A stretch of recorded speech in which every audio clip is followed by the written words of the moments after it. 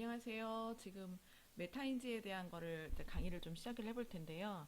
한 2년 전에 제가 이제 학부모님들 모시고 했던 내용인데 너무 좋은 내용이었고, 그때 이제 많은 분들이 오시지 못하고 또 최근에 어머니들이 이제 접하지 못한 내용이라서 제가 동영상으로 다시 한번 만들 생각을 했어요. 그래서 제가 수업 시간에 제가 수업하는 거는 이전 학원과 많이 달라요라고 상담할 때 말씀드리잖아요. 그 많이 다른 게 사실은 이 메타인지를 활성화시키려는 학습을 시키는 거예요. 그래서 이 메타인지라는 말은 요즘 많이 들어보셨을 텐데 제가 왜 이것에 관심을 가지게 되었는지를 잠깐 풀어보자면 어, 그러니까 수업을 하다 보니까 욕심이 생기는 거예요. 옛날에 배운 대로 문법책 기존에 있는 문법책으로 수업을 했더니 뭔가 답답한 게 있고 새롭게 내가 공부하고 책을 찾아보면서 연구한 게 기존의 책과 내용이 이게 불일치가 되더라 같지 않더라 이걸 느끼고 이게 우리나라가 일제시대 때부터 문법책을 뭐 일본 책 번역하고 이렇게 하다 보니까 좀 잘못된 개념도 있고 영어는 영어의 문법 체계를 가지고 있고 우리말은 다른데 뭔가 이렇게 뭐든지 이렇게 동일하게 매칭을 시키더 A라는 개념이 A 다시가 되고 B라는 개념이 B 다시가 되는 게 아니거든요. 그러니까 단어만 쉽게 보더라도 영어에는 시스터리라는 단어가 있어요. 그렇지만 우리는 누나, 언니 이렇게 다르게 부르거든요. 근데 영어는 이걸 구분하지 않고 그냥 sister, brother로 끝나버리니까 이 단어만 보더라도 이게 동일하게 매치가 되는 게 아니거든요. 근데 하물며 문법적인 개념으로 들어갔을 때는 미국에는 존재하는데 우리나라에 없는 것. 우리나라에 있는 김치는 영어로 뭐죠? 김치죠. 김치가 아닌 다른 단어가 있는 게 아니라 그냥 김치죠. 그렇기 때문에 그대로 받아들여야 되는 부분이 있는데 이해가 잘 안 되니까는 그걸 억지로 풀다가 잘못된 문법 개념이 들어가는 게 어떤 완료라든지 또 가정법도 너무 공식화돼서 아이들이 영어를 접하게 되는 어려움이 있고 이제 그런 거를 했어요. 그래서 가르치다 보니까 자꾸 질적인 부분을 추구하게 되고 이게 논리적으로 보이는 건데 무조건 외우라고 하면 안 되겠다. 이렇게 학습 방법을 연구를 하다 보니까 이제 메타인지 학습법이 제가 좀 구체화된 거죠. 그러면서 제일 제가 처음에 거부를 한 게 이제 이 집단 강의. 그러니까 집단 강의를 이렇게 쭉쭉 애들 앉혀놓고 하게 되면은 분명히 두 사람만 되어도 누구는 풀 수 있는 문제를 누구는 못 푼다면 이 사람을 위해서 설명을 해줘야 될 것인가? 그럼 얘는 알고 있는데 설명을 또 들어야 되고, 이거 시간과 어떤 에너지의 낭비와 비효율이 발생한다. 그래서 그때부터 과감하게 1대1로 코칭하는 수업을 제가 대금 전환을 다 했어요. 근데 이게 더 어려운 수업이에요. 그러니까 그때그때마다 아이들을 파악해야 되고 예의 원인을 찾아서 처방해줘야 되고 그 공부를 할 수 있도록 뭔가 이렇게 제시를 해줘야 되기 때문에 엄청난 자료를 많이 만들어야 돼요. 이 축적된 자료가 제 굉장히 많거든요. 예, 그래서 별도의 서버를 운영해야 될 정도로 엄청난 많은 자료를 만들었고 하루에 수업하는 시간 외에도 자료를 만들고 하는데 하루에 그냥 정말 6시간, 8시간 평균 4시에 제가 취침을 해야 될 정도로 10년 이상을 그렇게 했더니 이제 몸도 병나고 그래서 지금은 좀 자제를 하고 있지만 하여튼 그랬습니다. 그래서 그런 준비 과정을 통해서 아이들을 가르치다 보니까 더 명확하게 이 아이가 보이는 거예요. 뭐가 보이냐면 이게 보이는 거예요. 그러니까 전에는 이 겉에 있는 아이들이 보이죠. 그 앞에서 설명을 하면은 앉아 있는 학생이 보일 뿐이에요. 그냥 다 똑같은 교복 입고 있고, 너 누구는 뭐 졸고 있네, 뭐 이 정도만 구분이 되지. 이 머릿속에서 무엇이 진행되고 있는지는 알 수가 없잖아요. 그런데 1대1로 코칭을 하면서 1대1로 만나고 가르치고 대답해. 근데 어떤 아이는 바로 대답이 튀어나오는데 얘는 왜 10번 설명해도 모르지? 그랬더니 얘가 사고 체계가 문제가 있구나.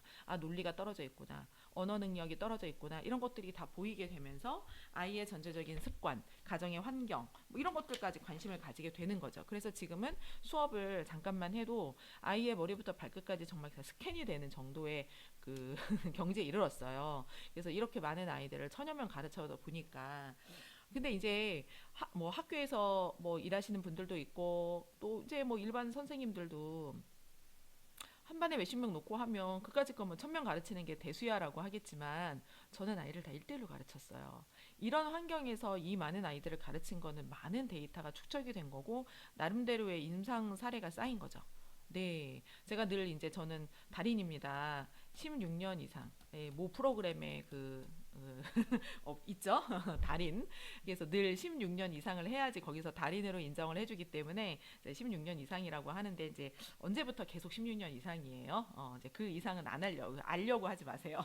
그래서 오랫동안 하다 보니까 저도 달인이 되었고, 그래서 이제 메타인지를 관심을 가지고 좀 더 연구를 하게 됐어요. 물론 저도 이제 뭐 어떤 교사 자격증이나 뭐 이런 관련된 교직 이수 뭐 이런 뭐 심리 이런 거 다 공부를 했는데 그거랑 상관없이 이 현장에서 이 필드에서 아이들을 대하는 거는 완전 다르더라고요. 그래서 제가 굉장히 때로는 재수가 없게 들릴 만큼 자신감이 넘쳐서 말씀을 드릴 때도 있는데 믿으셔도 돼요. 계속 제가 강조를 하는 거죠. 이만큼 많은 아이들을 가르쳐 왔고요. 많이 노력도 했고 그래서 이제 이 메타인지를 연구를 해서 아이들을 실전에서 부딪히면서 하다 보니까 이 문제를 갖고 있는 아이는 반드시 뭐 이런 영역을 해결해야 되겠더라. 그래서 그 문제를 어머니께 이제 부탁을 드리기도 하고 어머니 언어는 어떻게 하고 있나요? 가끔 제가 이런 질문을 던지죠. 수학은 지금 잘하고 있나요? 어떤 수학을 하고 있나요? 이렇게 여쭤보면 이제 그게 뭔가 이렇게 궁금해서 제가 하는 거지 괜히 물어보는 거는 아니에요. 그리고 어머니들 중에서도 뭐 교직에 있는 분, 전문직에 있는 분 뭐 다 다양한데 아이를 가르치는 부분에 있어서만큼은 사실 제가 전문가거든요. 예. 그래서 이 부분을 연구를 많이 하면서 이제 서점에 가서 책을 찾아봤어요. 그랬더니 그때만 해도 메타인지에 관계된 책을 찾을 수가 없었어요. 그래서 뭐 한두 개? 근데 요즘은 서점에 가면 책 되게 많아요. 그만큼 환경이 좋아졌고, 그 다음에 이제 이렇게 1대1로 코칭하는 수업 방식이 이 학원가에 어느 순간 대세가 돼버렸거든요. 근데 왜 그러냐면 이 학원가에도 마케팅이 있고 유행이 있어요. 그러니까 이 학원인들의 어떤 또 모임 이런 전체적인 어떤 커뮤니티나 카페나 또 이런 이제 뭐 교사들 모임들 또 이들을 상대로 하는 어떤 시장 사업적인 시장이 있습니다. 그러니까 또 이제 학원 강사들 컨설팅 해주는 곳 어렵지 그러면서 우리 프로그램을 해봐 또 우리가 하는 교육을 들어봐 여러 가지 세미나 저도 한때 세미나 유료든 무료든 엄청나게 다녔어요. 근데 지금 잘 안 다녀요. 왜냐하면 더 이상 새로운 게 없어요. 이제 어느 순간은 내가 알고 있는 것을 그냥 똑같이 하는구나. 좀 여기는 이 부분은 미흡하구나. 이 부분은 조금 나도 좋네. 좀 도입을 해볼까. 이런 차이고 그 외에는 지금까지 내가 잘 걸어왔구나. 그러니까 오히려 어쩌면은 내가 이렇게 힘든 것이 너무 앞서왔구나. 이제 그걸 느끼게 된 거죠. 그리고 이제 지금은 뭐 안 가도 돼요. 그래서 문제가 생기면은 저 혼자 스스로에게 질문을 던지고 이제 해결을 할 수 있는 나름 저는 왜냐면 달인이니까 이제 그 정도 왔습니다. 그래서 이제 이 시장에서 무엇이 유행했냐면요. 이 방식을 가르쳤어요. 1대1로 해봐라. 자, 봐봐. 니네 A반 있어, B반 있어, C반 있어. 레벨 테스트 했더니 여기 4명이고 여기 2명이고 여기 10명이야. 그럼 여기는 초과해서 힘들고 여기는 2명이라서 2명 남잖아. 근데 이 레벨이 딱 들어와야 되는데 신규 레벨을 테스트하는 이게 없어. 다 이 수준 아니면 이 수준이야. 그럼 여기는 선생님은 똑같이 월급 주고 들어가는데 반이 비잖아. 비효율이 발생하잖아. 그러므로 1대1을 해. 그러니까 철저하게 시장 원리와 경제, 돈 원리로 들어간. 그러니까 수익이 훨씬 좋단다. 빈반이 없으니까 무조건 무학년제. 그래서 이렇게 시작한 게 많이 대세가 됐어요. 그러면서 우리 프로그램을 도입해봐. 그러니까 컴퓨터로 접속을 하면은 아이가 이렇게 개별적으로 프로그램화 되어 있고 애가 이렇게 동영상을 막 시청하고 그러면은 이제 개별적인 어떤 문제를 나눠주면서 1대1 코칭이야. 그러면 너는 컴퓨터 개수가 만약에 10개면 10개를 빠짐없이 돌릴 수 있잖아 라는 딱 정말 그 숫자 원리로 이런 것들이 좀 유행을 했어요. 그래서 저렴하게 초등학생을 대상으로 하는 어떤 업체들, 뭐 뮤엠이나 3030 영어라든지, 제가 이 동네에 있는 어떤 그 업체를 이렇게 좀 비하하는 의도는 전혀 없습니다. 그래서 그런 의도로 시작한 곳들도 있고, 그거를 통해서 꼭 어떤 브랜드나 프랜차이즈가 아니어도 이제 이런 관점으로 마케팅 접근하는 것들이 아주 그냥 좀 많이 생겼어요. 대세로. 그래서 이런 1대1이 되게 좋은 방법이고 저도 바꿀 생각이 없는데 굉장히 힘들다는 거. 그래서 선생님이 정말 많은 노력과 그 다음에 이제 자료 준비를 해야 되는 거고 이렇게 프로그램을 받아갖고 해버리면 이걸로 끝이거든요. 너는 다 했니? 체크하는 걸로 체크리스트로 끝나버리는 거는 사실 깊이가 좀 떨어지고 저 같은 경우는 제가 만든 교재 아니면은 뭐 인터넷 강의도 제가 직접 만들었으니까 하지만 그거는 그냥 시작이에요. 그냥 설문조사 하듯이 그리고 네가 얘기해봐. 아, 그러면 여기서 이제 이 머릿속에서 무엇이 꼬여 있구나, 아, 제대로 되어 있구나를 보고 자, 처방전을 내리는 거죠. 그러니까 우리가 유능한 의사라고 했을 때는 이 의사 선생님이 뭔가를 막 대신 시켜주지 않잖아요. 선생님 저 어깨가 아파요 그랬더니 막 운동을 대신 막 해주고 그러진 않지만 처방을 해주고 가르쳐준 대로 운동을 하세요, 아니면 처방전 약을 집에 가서 드세요. 그러면 약을 먹는 거는 고통스럽게 내가 먹고 주사도 내가 맞는 거지만 사실은 중요한 건 그게 아니라는 거죠. 그 병의 원인을 찾아내서 처방을 할 수 있는 의사 선생님의 그 판단력과 지식이 중요한 거잖아요. 그래서 수업 현장에서도 똑같습니다. 제가 이런 부분들을 처방해주고 너는 어느 부분을 봐. 네가 지금 이 본문 해석이 안 되고 이 문장이 해석이 안 되는 거는 어디가 꼬였기 때문이고 어떤 문법 체계가 이 둘이 혼동이 되었기 때문이야라고 정확하게 제가 짚어서 다시 한번 제시를 하고 공부를 해서 대답을 또 들어보고 아니야 아니야 다시 틀렸어 또 다시 이 부분이 문제야라는 것들을 계속 피드백해주고 반복하면서 이 수업의 완성도를 높이는 게 제 수업이에요. 제가 지금 이 사설을 왜 이렇게 길게 하느냐, 그 모든 과정에서 이 메타인지라는 게 활용이 되어야 된다라는 거 굉장히 질적인 부분이죠. 그래서 이제 넘어가겠습니다. 자, 그러면 이 그 학습이라는 개념을 좀 볼게요. 학습이라는 게 있고 유사학습이 있죠. 학습이 있고 유사학습이 있는데 우리 아이들은 대부분 어, 학습을 하는 게 아니라 유사학습을 하고 있습니다. 근데 겉보기 모습은 비슷해요. 학습은 할 수 없는 것을 할 수 있게 상태를 바꾸는 거고 유사학습은 원래 할 수 있는 것을 하는 거예요.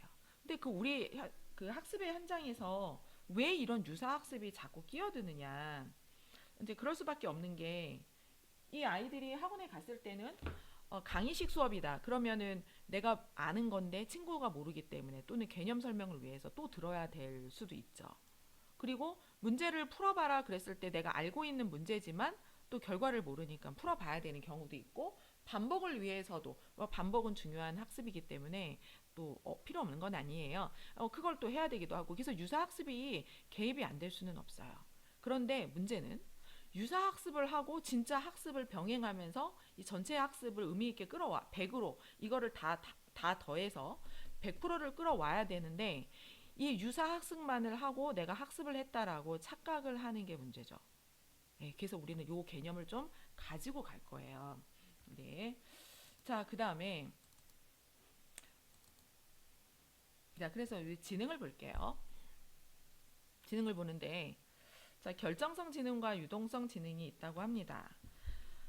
결정성 지능은 학습에 의해서 결정이 되는 것들. 그리고 유동성 지능은 선천적인 지능인데 오히려 이것이 유동적으로 바뀐다 그래요. 그러니까 우리가 알고 있는 거랑 많이 다르죠. 근데 지금 우리가 상대하는 거는 학생이잖아요. 우리 자녀들은 20대 이하인데 이 아이들을 지배하고 있는 속칭 머리가 좋다라고 하는 거는 요 유동성 지능이에요. 그러니까 타고난 머리가 좋다라는 거는 아주 좋은 달란트인 거는 분명한데 얘가 안 바뀌는 게 아니라 바뀔 가능성이 오히려 높다는 거죠. 그리고 20대부터 하락을 한대요. 근데 보통 우리도 그렇잖아요. 어머니들 옛날에 나 기억력 되게 좋았는데 이제 기억력이 점점 가물가물해지고 그러면 그 기억이라고 하는 어떤 영역도 변하잖아요. 그러니까 이 선천적인 지능은 바뀔 가능성이 오히려 더 높다. 타고났다라는 거에서 한 20이 되기 전까지는 아무런 노력을 하지 않아도 그냥 그 인생을 쉽게 갈 수 있는 듯한 그런 느낌이 들지만 유동적인 부분이 있고 결정성 지능은 오히려 학습에 의해서 결정이 되고 그리고 이제 그 학습으로 인해서 쫙 자리를 잡으면은 잘 안 변하고 계속 이 학습을 계속 플러스 했을 때 향상될 가능성도 굉장히 높다. 그러니까 물론 유동성 지능이 좋으면 출발선이 다른 거는 맞아요. 요거는 맞지만 아무리 내가 출발선이 좋아도 달리지 않는다면 계속 이 자리에 있겠죠. 근데 늦어도 계속 꾸준히 달리는 사람, 요 어떤 학습, 이게 이제 학습의 과정이겠죠. 학습을 계속 한다면은 이것으로 인해서 충분히 더 좋아지고 그리고 나이가 먹어서도 계속 사용하면서 좋아질 수 있다. 굉장히 현장에서 공감하는 반대예요. 근데 이제 네덜란드에서 그 이제 어떤 그 대학의 교수가 베넷만 교수가 실험을 했는데 IQ가 130 이상 영재 학생 중이 생각보다 메타인지 기술이 형편이 없었다고 해요. 그러니까 이거 일전에 학부모님들 저랑 학습 습관 검사 했었죠. 그러니까 그 기술을 잘 사용하지 않는 거예요. 그리고 특히 이 동탄 지역은 그런 친구들이 의외로 조금 있어요. 그러니까 머리는 되게 좋은데 의외로 그 학습 능력을 개발을 좀 잘 안 했고, 또 이제 어머니들도 우리 아이가 어렸을 때부터 영재 소리도 듣고 뭐 머리도 좋고 뛰어났고 학교에서 초등학교 때 공부도 잘했고 이러니까 별로 이렇게 뭔가를 시킬 고민을 잘 안 하신 거죠. 그냥 계속 잘하려니 그랬는데 이후에 학습을 해야 되는 부분들이 있어요. 계속 국어에 힘쓴다든지 계속 제가 강조하는 어떤 사고력 어떤 수학이나 문제풀이 기술을 시켜주는 아이들과는 좀 차이가 나거든요. 이게 예전에는 별 차이가 없었어요. 왜냐면 예전에 어머니들 그 장년층 세대는 그냥 집 밖에 나가면 다 같이 노는 환경이었고, 누군가가 나는 사고력을 키우기 위해서 학원을 다닌다 이런 친구들도 없었고, 그런 학원도 없었고, 네, 사교육이 그만큼 발전이나 이제 해외에서 유입도 안 됐었고요. 경제적 수준도 그렇고, 그러니까 학교에서 배우는 게 전부였어요. 그리고 뭐 이렇게 학원처럼 선생님이 도와주는 게 없기 때문에 그냥 학교 선생님도 숙제 많이 내줬잖아요. 뭐 학교에서 뭐 써와라, 뭐 국어 노트도 베껴 와야 되고, 문제도 혼자 풀어야 되고, 뭐 엄마한테 물어보면 엄마는 당연히 모르고, 그러니까 자기 힘으로 해결해야 되다 보니까 그냥 환경 자체가 자기 스스로 할 수 있는 능력이 좀 개발이 된 거죠. 그러면서 자연 환경을 뭐 이렇게 친구 삼아 놀기도 하면서 감수성도 커지고 그랬는데, 지금은 아이들은 이제 아파트 좀 삭막한 어떤 환경 가운데 학원을 왔다 갔다 하는데, 오히려 이 학원이 이제 아이들의 손발을 다 묶어놓고 너는 그냥 가만히 있어, 내가 떠먹여 주는 것만 먹어야 돼, 이제 이렇게 되다 보니까 사고력을 확장시킬 필요가 별로 없게 되는 거죠. 네, 그래서 그런 경향이 나타났다, 실제로 이제 이 외국에서도. 그리고 이 친구들은 오히려 이렇게 계속 이런 사고력을 바탕으로 한 어떤 고난도, 그러면서 여러 가지 사고 체계를 동시에 써야 되는 문제를 해보지 않고 그냥 이 수준이 아니라 이거보다 훨씬 레벨이 낮은 이런 수준으로 하다 보니까 지능에만 의존하는 공부를 하는 거죠. 그래서 저도 현실에서 많이 공감하는 바입니다. 그래서 우리 아이가 타고난 지능이 낮아도요, 좀 열심히 학습을 통해서 좀 향상을 시키자. 예, 되게 좀 희망적인 내용이죠. 그리고 이것을 정리해 보자면은 이렇게, 우리가 공부의 완성을 100이라고 봤을 때 이제 네, 요거를 100이라고 본다면 유사학습을 70을 할 수도 있고요, 90을 할 수도 있고, 어쨌든 우리는 뭘 늘려야 되나요? 학습이라고 하는 부분을 늘려서 이 공부 100을 만들어야 되거든요. 그래서 우리 아이들이 가능하면 이런 류의 공부보다는 어, 학습을 더 많이 할 수 있는, 이게 더 바람직하겠죠. 요거 학습으로 최대한 끌어낼 수 있는. 그래서 이렇게 하기 위해서는 뚜껑을 열고 봐야 돼요. 시간이 아니에요. 공부의 질적인 상태. 그러니까 이게 시간이라고, 이거와 이거는 시간이 동일하거든요. 그런데 머리를 열어봤더니 학습이 30이냐 10이냐 이게 다른 거죠. 자, 그러면 이렇게 돼버리면은 이 친구는 학습을, 만약에 10을 채워야지만 완벽한 공부가 되는데 이 10은 굉장히 미미해 보이죠. 그래서 안 하게 돼요. 그러니까 집중을 안 하게 돼요. 이거를 해야지만.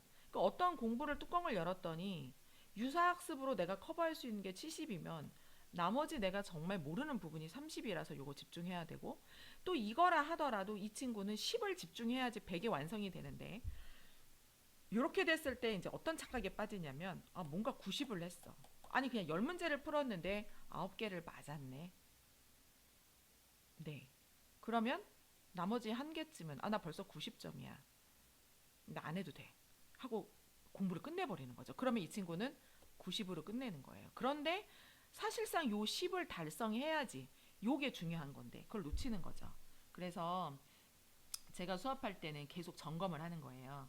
테스트를 통해서 얘가 학습해야 되는 게 10%인지 30%인지를 채 거르듯이 걸르는 거죠. 그리고 무엇을 보완해야 되나, 그리고 얘를 무조건 채우도록, 그래서 완전 학습에 도달할 수 있도록 해주는 겁니다. 자, 지난번에 말씀을 드린 내용인데요. 어, 100% 학습을 하기 위해서 필요한 요소들이 지능과 그 다음에 여러 가지 학습 방법, 그리고 제가 암기를 별도로 놓은 게, 사실은 학습 전략 속에 암기가 좀 들어가기도 하고 사실은 암기는 지능 속에도 많이 들어가요. 그런데 암기라는 요소는 그냥 따로 뺐어요. 왜냐하면 우리가 이렇게 전략을 가지고 해야 되는 부분도 아니고 내가 이렇게 컨트롤 할 수 있는 그런 요소가 아니기 때문에 얘는 빼고 그냥 암기력이 좋으면 되게 결과가 좋을 수도 있잖아요. 그리고 시간. 네. 근데 이제 시간이 이제 이게 초등학생 같은 경우에는 앞으로 학습해야 되는 시간이 많기 때문에 남은 시간 되게 희망적인데 지금 한 중학생 정도만 되어도 이게 이제 지나간 시간이 많거든요. 그러니까 지나간 시간이 많아 버리면은 이게 학습의 결과로 쌓이잖아요. 지금 현재 지식이 돼 버리거든요. 그래서 이게 되게 아쉬울 때가 있어요. 그래서 가능한 한 좀 이렇게 나이를 더 먹기 전에 그래서 남은 시간이 충분히 있을 때 시간을 많이 투자하면 어쨌든 학습이 조금이라도 더 되기 때문에 이것이 학습으로 되는 겁니다. 자, 지능은 우리가 크게 컨트롤하기 좀 힘든 거라 그랬죠. 아까 어떤 선천적인 지능이 지배적이라서 그러면 우리는 학습을 통해서 만들어낸 이 후지능 이게 지금 이제 어, 좀 결정성 지능이라고 얘기했던 우리가 학습을 통해서 만들어낼 수 있는 내 결과를 가져올 수 있는 그러한 지능을 높이려면 타고난 지능을 활용을 하되 여러 가지 학습 전략과 그 다음에 암기와 시간을 통해서 끌어올리는 거죠. 그렇게 됐을 때 바로 이것이 또 다음 학습을 갈 수 있는 어떤 지능의 원천으로 사용이 돼요. 그래서 IQ 검사는 바뀔 수 있다. 그래서 지능으로 다시 사용이 되면 또 여러 가지 학습 전략을 잘 사용했을 때 이 결과치가 또 확 좋아지겠죠. 그렇기 때문에 우리는 계속 무엇에 집중을 해야 되냐면 공부를 잘하기 위해서는 아이러니하게도 공부를 많이 해봐야 돼요. 그래서 공부를 했을 때 그 먼저 공부한 이 선행된 공부의 지능이 밑거름이 되어서 그것이 학습 전략과 시간과 만나서 또 다른 결과를 만들고 그것은 또 다시 다른 어떤 영역의 공부를 할 때 또 밑거름이 되는 거예요. 그래서 영어가 있고 국어가 있고 수학이 있는데 이것이 별개로 돌아가는 게 아니라 다 연결이 되어 있죠. 그래서 국어가 가지고 있는 어휘력을 가지고 사회를 하고 사회를 아이들이 이제 초등 고학년 되면 어려워하는 이유가 용어를 이해를 못하기 때문이죠. 그러면 이제 우리가 과학도 잘 안 되죠. 왜냐하면 과학은 단순한 용어뿐만이 아니라 뭐 예를 들어 용해를 배운다. 그럼 벌써 어떤 녹는 성질을 플러스 과학적인 원리를 이해하면서 그것이 가지고 있는 그 현상과 원리가 언어로 용어로 매칭되는 이 1대1의 관계를 동시에 이해하면서 이제 논리적인 관계까지 전체 흐름을 봐야 되기 때문에 이제 공부가 다르게 통합되어 있는 거죠. 그래서 이렇게 계속 사용될 수 있는 원천이 되는 어떤 선천적 지능과 학습된 지능. 근데 학습된 지능이 이제 계속 공부를 하면 할수록 중학생, 고등학생이 될수록 영향을 더 많이 주게 되는 거예요. 그래서 일단은 공부를 잘하려면 공부를 하고 보자. 그러면 다 잘하게 되고 자신감이 생기고 자신감이 생기면 공부를 더 많이 하게 되고요. 자신감이 생기면서 학습 전략도 생기게 되죠. 네, 다음 볼게요. 자, 그래서 실제적인 발달 수준이라는 거는 뭐냐면은 그냥 학습자 혼자서도 해결할 수 있는 수준을 말하는 거예요. 그러니까 실제 이해가 할 수 있는 게 뭐냐. 근데 우리 아이들이 학원을 보내고 학교를 보내도요. 계속 여기서 뺑뺑이 돌아요. 그러니까 우리는 어떻게 해야 되냐면 이렇게 뺑뺑뺑뺑 돌다가 그래 이제 내가 다 할 수 있어. 그럼 그래서 이만큼 난 더 어려운 걸로 갈 거야.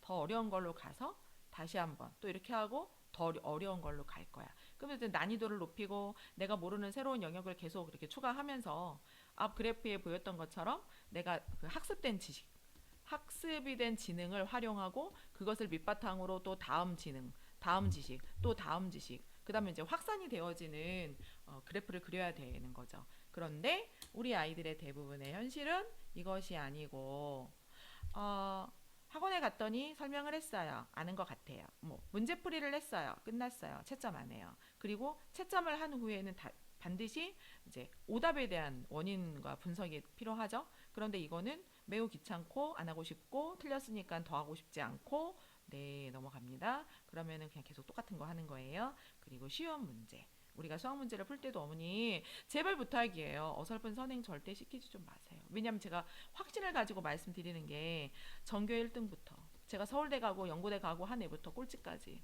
다 가르쳐 봤잖아요. 전교권 학생 많이 가르쳐 봤거든요. 선행 안 하고 전교 1등 하는 친구들 있어요, 어머니. 선행이 중요한 게 아니에요. 이 아이의 그릇, 지금은 초등학교 과정, 중학교 뭐 이 과정은 그릇을 만드는 과정이에요. 그릇을 크게 만들어야지 저 주세요. 손바닥 하나 갖고 와서 여기다가 뭐 몇 개나 담아줄 수 있겠어요. 그런데 이 그릇, 그런데 이 그릇이 깨져 있지 않고 큰 그릇을 만들어주면 많은 것을 담을 수 있거든요.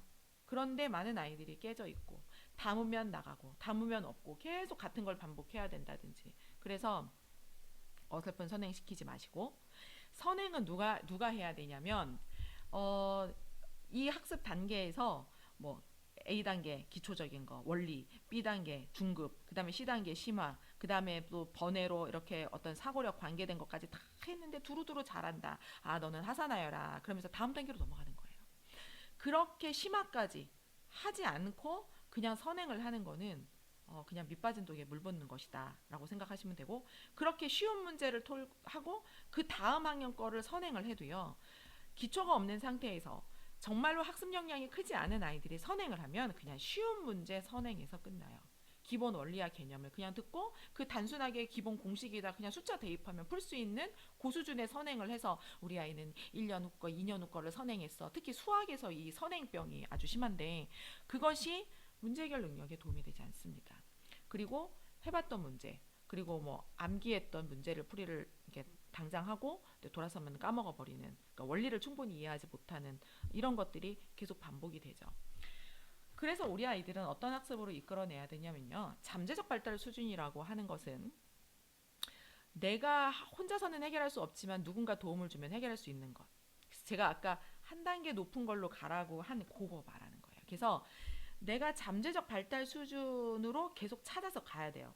내가 지금 현재 발달 수준은 됐어. 그러면 더 잠재적인 발달 수준이 어느 정도인지를 찾아야 되죠. 그래서 이 친구는 지금 예를 들어 중1인데 중1의 모든 과정이 아까 제가 말씀드린 A부터 D까지 뭐 심화까지 다 됐어.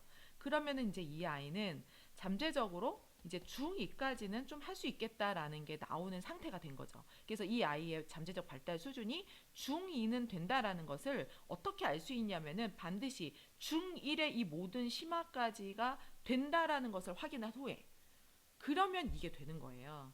네. 그래서 이 중2 거를 이제 배우려면 그때는 이제 학원 선생님이나 인강의 도움을 받는 거죠. 선생님 설명을 듣고 교재를 보면서 자기가 또 반복을 하고 문제풀이를 하면서 중2 거 이해돼. 듣고 교재 공부하니까 이해돼. 문제를 풀어봤더니 어머 답이 맞았어. 그러면서 이 아이는 이제 한 단계 뛰어넘는 학습을 하게 되는 거죠. 그런데 만약에 너무 기대가 높아서 이 아이는 중2 거를 해야 되는데 선생님 우리 아이 중3 것도 같이 되지 않을까요? 이제 그거는 되는 아이가 있고 안 되는 아이가 있어요. 아이가 뭐 수학적 감각이 너무 좋으면 그래요, 중2, 중3이 뭐 2학기 때 도형 부분은 사실 같은 원리이기 때문에 같이 한번 해볼까요?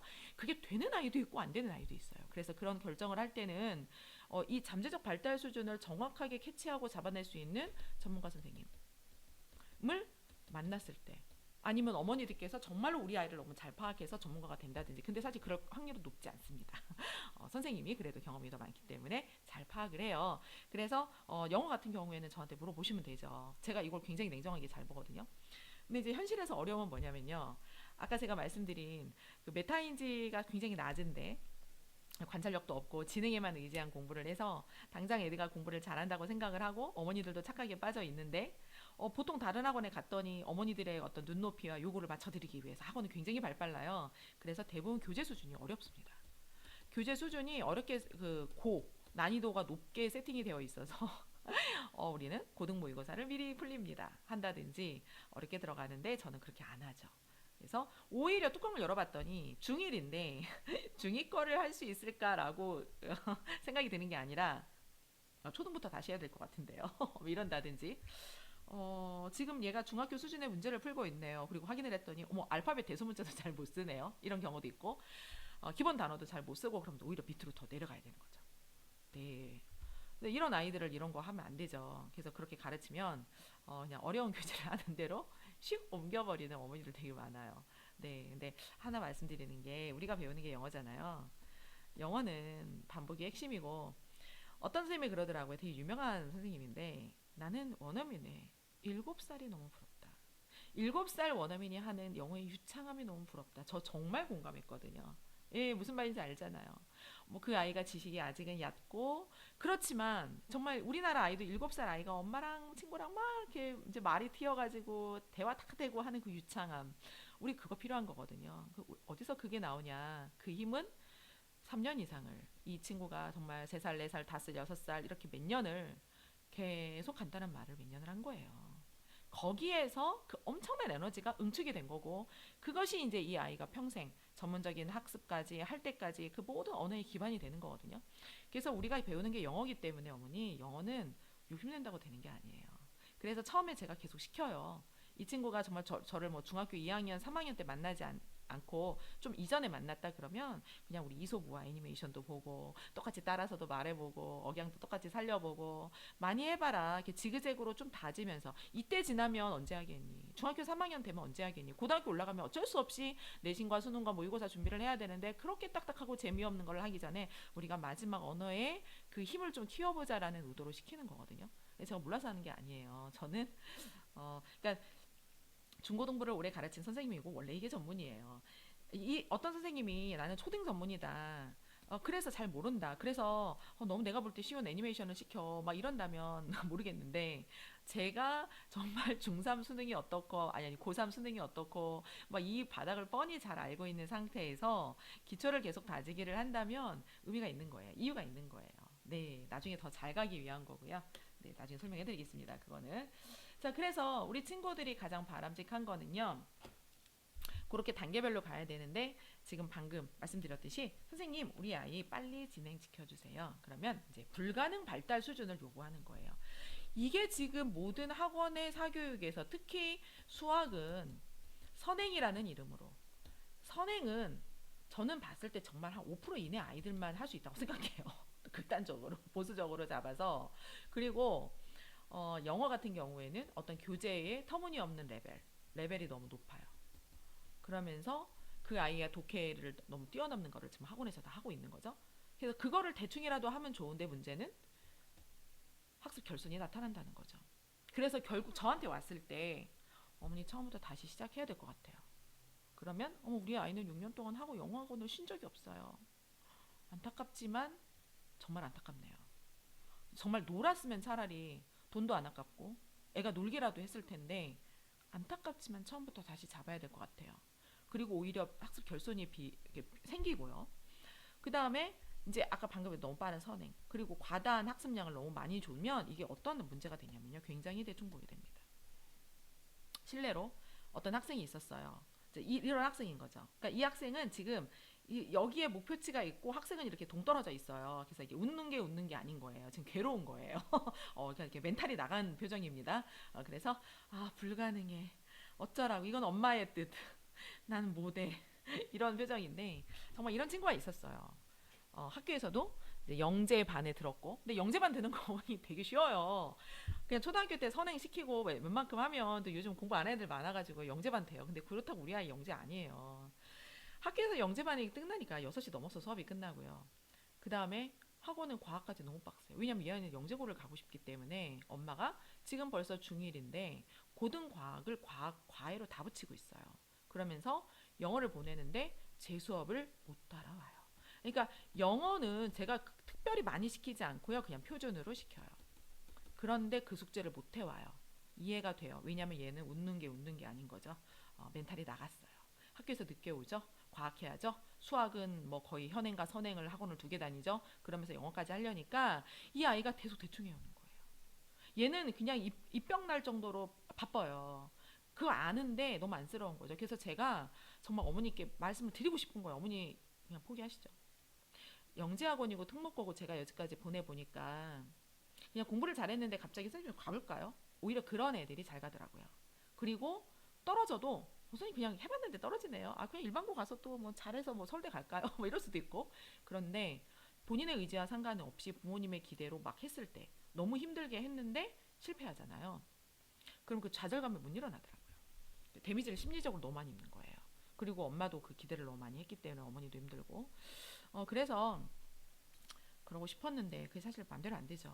결국은 계속 요구하는 거예요. 선생님 교재가 너무 쉽네요. 제가 알아서 시킵니다. 근데 지금 이 친구는 요것도 사실 못 외우거든요. 그래서 10문장을 제가 훈련시키는 10문장을 하면 5문장을 틀려요. 근데 빨리 독해 막 이렇게 있는 거 이렇게 좀 뭔가 있어 보이고 세련돼 보이고 어려워 보이는 이거 언제 들어가냐고 계속 한두 달에 한 번씩 전화하는데 저는 꿋꿋하게 제 의지대로 가죠. 어머니 아니에요 아직. 지금 10문장에서 5개 틀리면요. 이 친구가 독해 집 들어갔을 때 절반 해석 안 돼요. 의미 없어요.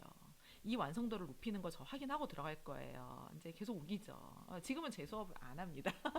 이제 떠났어요. 어디 갔는지 모르겠는데 그냥 잘하기를 바랄 뿐이에요. 전 진심으로.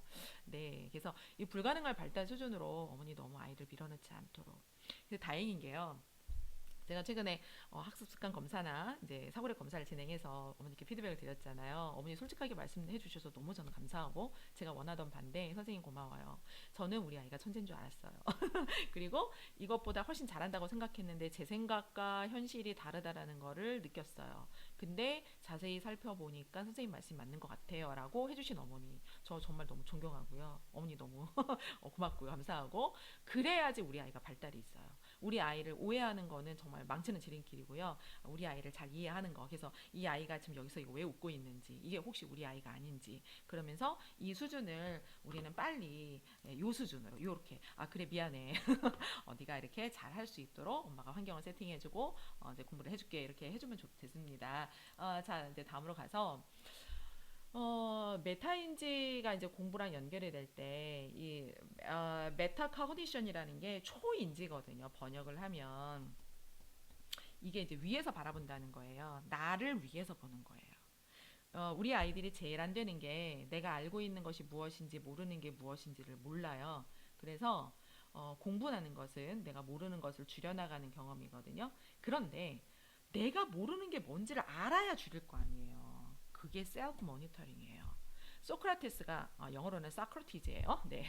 그래서 너 자신을 알라라고 하는 게 교육학 맨 처음에 중요하게 나오는 내용이거든요. 너 자신을 알라.